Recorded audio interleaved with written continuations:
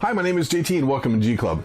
Imagine if the old game Crazy 8s had a baby with Magic the Gathering, and then that baby grew up and married Munchkin.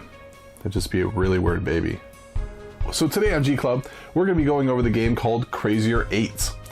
Crazier 8s has two versions of it, Camelot and Avalon. We're going to be taking a look at them both. So let's get to the table, see how it plays, and I'll come back and give you my final thoughts.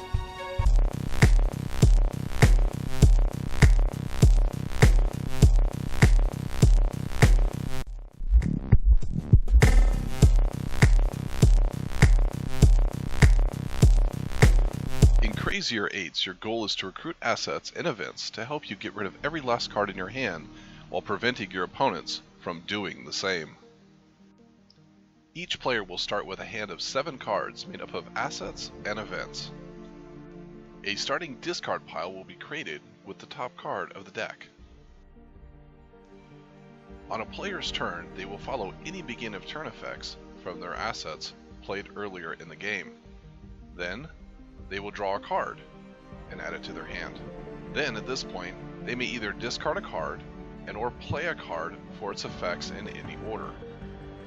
One type of card you can play is an asset. To play an asset, you simply place it out in front of you in the play area amongst the other assets.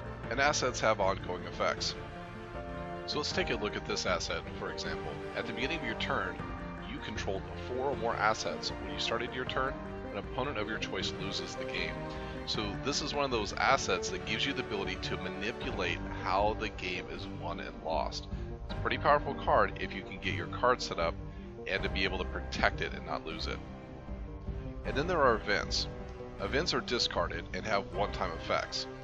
When you play an event, you put it underneath the discard pile, and then you get the effect. For example, here's one event where you can choose any one asset that's in play on the table and put that at the bottom of the draw pile.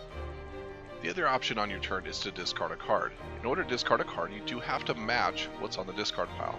So you'll see here we've got the symbol of an eye in the 15, and I could use this card that has the eye on it, or I can use the one with the 15. And so we're going to use the one with the 15 and put it on top of the discard pile.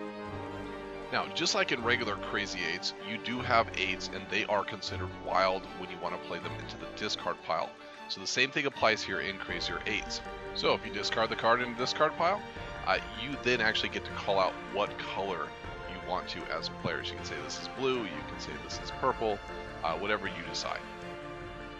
Then at the end of the turn, they'll look for any assets that have an end of turn effect. So in this case, you may destroy one blue or purple asset that's in play on the table. And of course, you put the destroyed cards at the bottom of the discard pile. And then play would pass to the left. Once a player is down to their last card and they're able to either play it or discard it to the discard pile, they win the game. Now, one quick note about the Avalon cards is they run from 11 to 15, and instead of having Crazy 8s, which are wild, they have double symbols that allow you to be able to use one or the other. This set plays exactly just like Camelot, except it only goes from 2 to 3 players.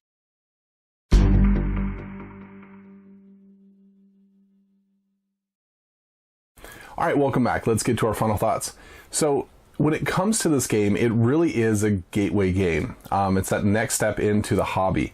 And I think what it does is it helps give somebody who's familiar with something like Crazy 8s and allows them to be able to say, hey, there's something a little bit more than that. So it's a really good twist on a classic. But with Crazier 8s, you have a little bit more complexity to it. Now, what will happen though is that somebody who's not used to that, it's going to slow them down quite a bit because they're going to be trying to read everything. And that is going to happen probably the first game through as they get used to the cards.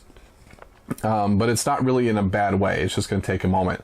But once you get used to it, you start kind of getting the flow of the cards. Really, you kind of pick up these cards pretty quick after the first game. Now, the card stock on these cards are fantastic. I really like the quality of cards. They did not skip out on production of that, and so I have to say the look and feel of these cards really well done. I do have an appreciation for that.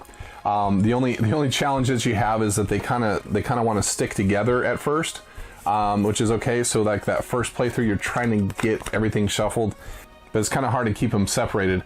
unlike Offspring.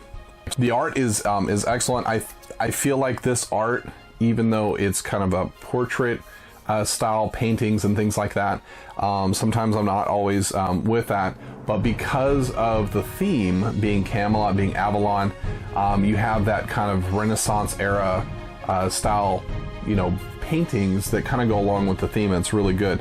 I thought the graphic design was good. It's nice and clean. It's easy to be able to find everything you're looking for. What are my challenges with it? Well, the main challenge I have is that some games would last for a long time, and it always felt like there was just kind of this shift of power, which is really nice in some cases. You don't have a runaway leader typically in this game, but what we found is we actually went through the deck like twice in one game, because we kept knocking each other down and knocking each other back off the pedestal in a 3-player game. So there is some fun to it. I don't know if I'd want to get up to a large player count. You can actually mix up these two decks and get up to 7 players. I'm not sure if I would do that or not, unless I was expecting to kind of be in for a long game.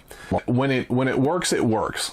So I think for what you're getting for the price point, the quality of cards, the art, if you're looking for something that helps kind of do a gateway situation where you can help somebody who's familiar with older card games and you want to get them in the hobby, I think this is a good next step to try out and put before your friends that you're trying to get into the hobby.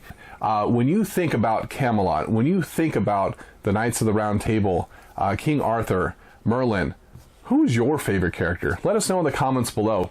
If you like this video, hit that like button. And if you'd like to see more content like this, hit that subscribe button. So with that said, my name is JT, and you've been watching G Club.